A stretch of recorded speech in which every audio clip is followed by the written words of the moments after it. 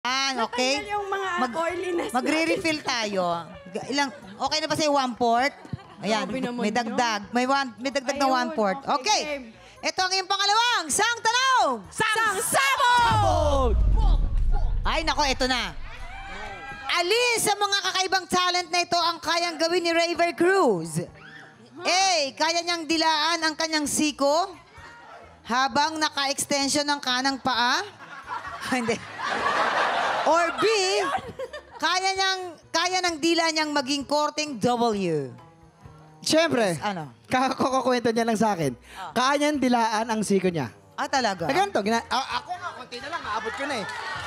Mamaya natin.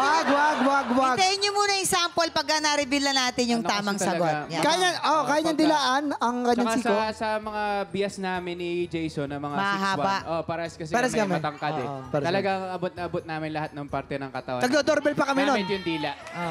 Inaabot namin yung siko namin, tapos nagdo-doorbell pa kami. Actually, bagay kayo talaga.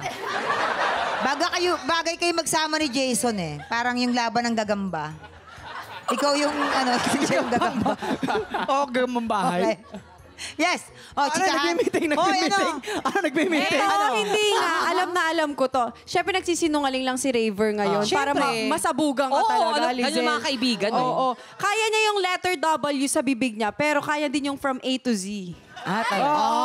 Paano yan? Hindi, nagawa niya na from A to W. A to W. X, Y, Z na lang ang kulang niya. Hindi pa niya nagagawa. Pero Pero W. wala dila. Ito parang baka, no? Yes.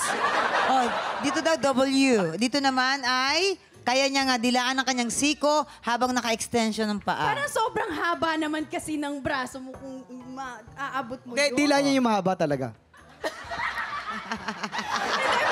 Feeling ko yung W na lang. Yung W. W na lang. Bahala ka. Bahala ka. Sure ka na dyan, ha? Sure ka na. W daw. Tignan natin. Kabog or sabog in 5, 4, 3, 2, ayan na!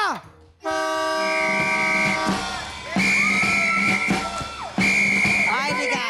Sample Halika, naman. sample tayo. Raver, pakita mo nga, anak. Pakita mo. 1, 2, 3. Ay, grabe, oh. Oy. Parang parang pugita. Taray. Lizelle, ito na ang iyong huli. Tatlong, satanong! Sang sabog! O, eto na. Ano ang ibig sabihin ng isang Hebrew word na ipinatato ni Jasmine Curtis Smith sa kanyang likod? A, Jasmine, or B, forever?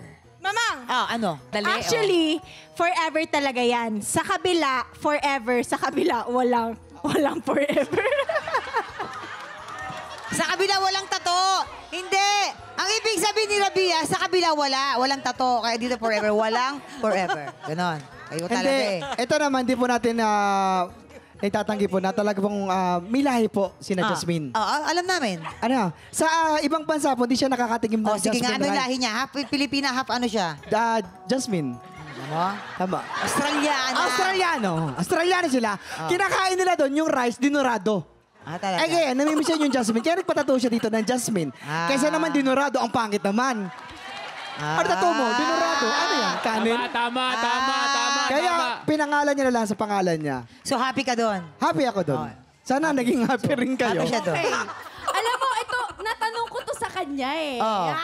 Kaya feeling ko, alam ko yung sagot dito. I feel, tingin ko, pangalan niya to. Hebrew kasi, meron yata siyang ginawang film before na Hebrew yata ang kaya Hebrew yung pinatato niya sa name niya sa likod. Na Jasmine. Sana, tama yung pang-alala ko. Na Jasmine? Oo. Okay. Yes, Mga barkada niya kasi So bro. Jasmine, yung ibig sabihin. Okay ka na doon? Okay na. Okay na raw siya doon. Jasmine daw. Kabog or sabog in 5, 4, 3, 2, 1.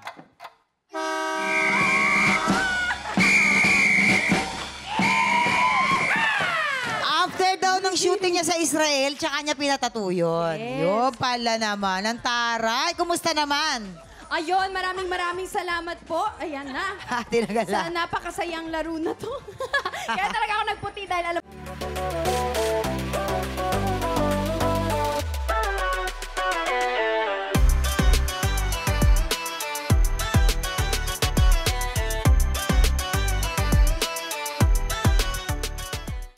Tropa, pinanood Napanood mo hanggang sa dulo itong video na to at dahil doon, very good ka.